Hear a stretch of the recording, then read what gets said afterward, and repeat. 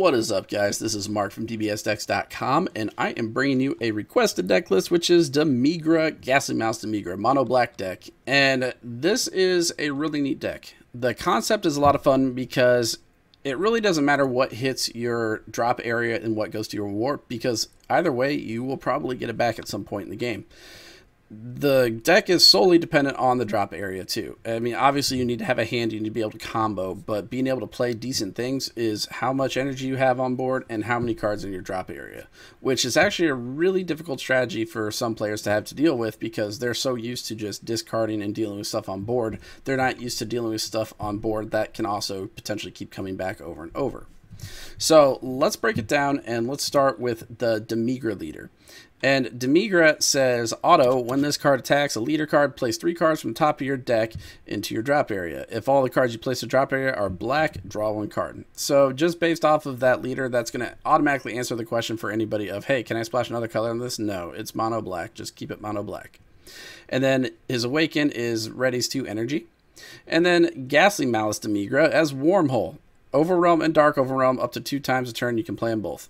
Now, Overwhelm and Dark Overwhelm are an exclusive or. That means that you can play one or the other, but not both in the same turn. So this allows you to do any combination of both of them twice.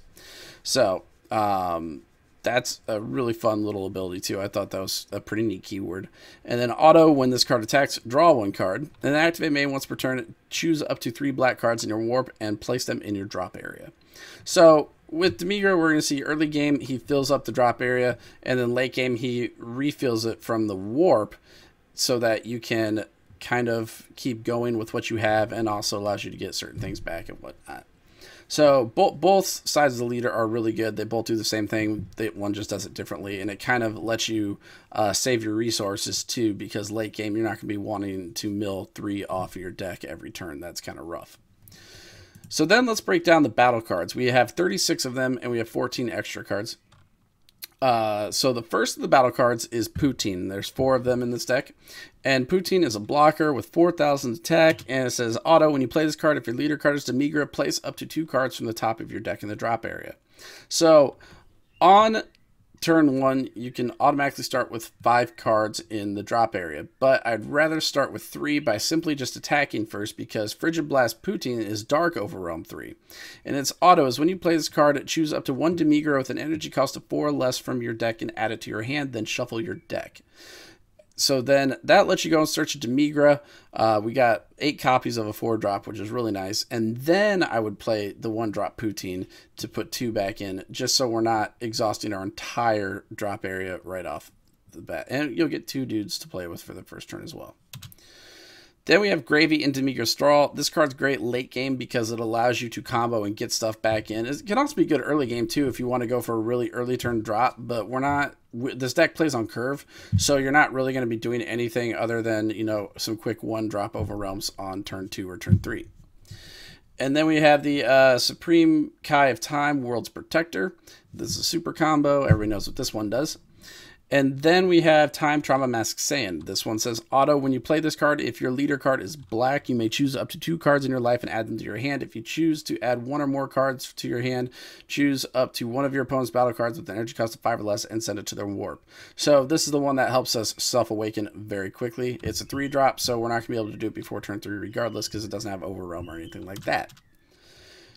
Dark Control Demon God Demigra. This is one of the rares, and it's Dark Overwhelm 4, and it costs 3, so this is another turn 3 drop. And the nice thing about this one is, since it's Dark Overwhelm doesn't actually leave your field at the end of play. Some people somehow miss that, but it stays. And then auto, when this card attacks, your opponent chooses 1 card from their hand and sends it to their warp if that card was a battle card, combo with it in your combo area. So that's another feature for this deck that we're going to be seeing, is a lot of the taking of your opponent's hand for your own personal gain, which is super nice, and it's also kind of a nifty battle trick to have to use. Now remember, this also always happens before the offense step, so even if they negate, the auto still triggers and you'll still get this card in your combo area. It will just fizzle out and go straight to the drop area on your opponent's side. So then we have Dimension Control Demigra. It's Overwhelm for 4 and costs 1, and it does the exact same thing as Dark Control Demon God Demigra, except it leaves the field at the end of the turn because it's just a regular Overwhelm. So it's cheaper, but it leaves.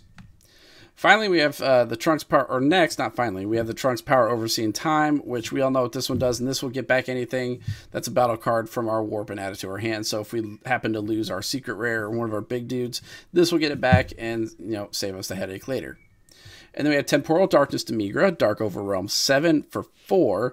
And its auto is when you play this card, choose up to one of your opponent's battle cards and send it to their warp.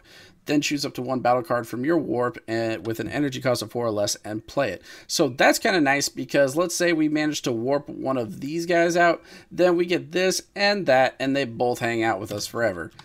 Nice card, nice play, very strong for a 4-drop. I enjoy it a lot. And then finally, the Beyond Darkness Demigra, which is going to be our 5-drop with 7 Dark Overwhelm Triple Strike. And when this card attacks, your opponent reveals their hand, choose up to 4 battle cards from it, and combo with them in your combo area. So this card is definitely a finisher. It's going to hit your opponent, and you're going to see everything in your opponent's hand anyway. So you're going to automatically be able to pick and choose anything in their hand that happens. You're going to get their super combos, and if they apply, they're going to trigger the auto, and it's just going to be great. So this card's awesome. I don't think it's too overpowered either. I like that it doesn't have deflect. The ultimate ability is nice too, and triple strike's not a bad deal. It's really truly a finisher card, like it should be. Now, minus Killy Zone is the 0-drop extra card. This is one that you'd probably play before dropping one of these two. And it says, activate main, send 3 cards from your drop area to your warp, draw 1 card, and your opponent may not activate counter play skills for the duration of the turn. So this just stops Cold Bloodlust, essentially. And it's a 0-drop for 3 in your drop area. That's really good because that's basically going to make it 4. Seasoning Arrow is the Zensu Bean on crack for the Demigra leader. It says activate battle. If your leader card is Demigra, it gains 10,000 power for the duration of the battle. And if it's your turn, your opponent then chooses 1 card from their hand and sends it to their warp. Then if that card is a battle card, combo with it in your combo area. So that same concept of let's take your opponent's hand and use it to our advantage. Then we have the Time's Judgment, which is our negate. And we all know what that one does. You can discard the 2 to bring it back. And then Dark Plot, which is choose 1 battle card in your warp with an energy cost of 4 or less and play it. And then if you chose to play one with the skill of Overwhelm, choose 3 of your energy and switch them to active mode. Now, I don't necessarily care about the not switching to active mode because I'm pretty sure the Overwhelm doesn't apply for Dark Overwhelm, which is okay. And it's still good, though.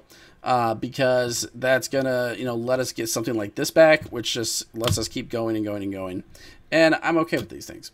So, looking at the stats down here, 0 5,000 combos, we have a nice split for super combos and 1 10,000s.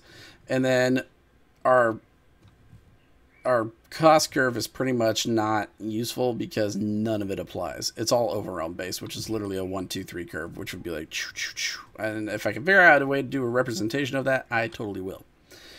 And then it's a mono black 50 cards. So again, this deck relies a lot on the manipulation of your opponent's hand and the manipulation of your drop area and your warp area. So it's a very unique concept. It's a very new concept to the game, and the fact that it's got so much manipulation that's not actually happening in hand or on the board, but it's happening outside of those 2 areas is a little bit different of a strategy for your opponent to have to deal with, and for some players that might actually be quite difficult to handle. So I do recommend trying this deck out. Maybe not this build specifically, but if you see something with my build that you don't like and you think it should be changed, you know the rules, comment below and I'll fix it. But otherwise, link to the deck list is below. I hope you guys enjoyed this profile, and I will see you all later. Peace out.